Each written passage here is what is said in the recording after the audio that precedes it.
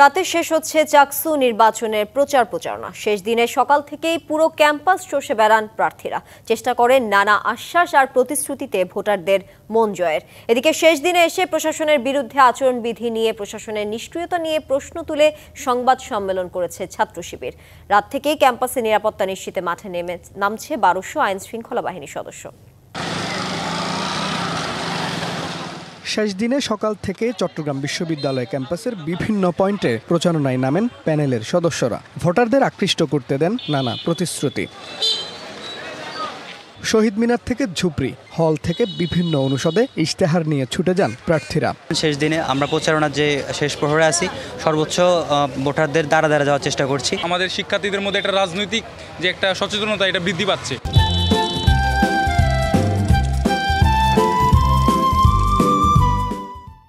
আবাসন, যাতায়াত সহ নানা সংকট নিরসনে প্রশাসনের সাথে সমন্বয়ের কথাও জানান প্রার্থীরা। অনিরাপদ ক্যাম্পাস হওয়ার কারণে শিক্ষার্থীরা গ্রামবাসীর হাতে নির্যাতিত হয়েছে।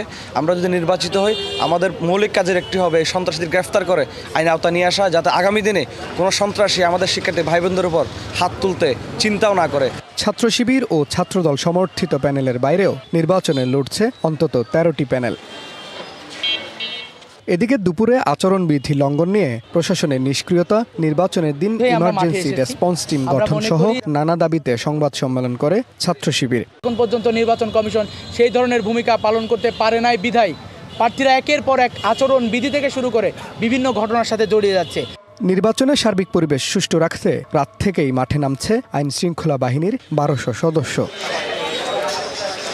Mujibul Haque, DBC news, Chittagong.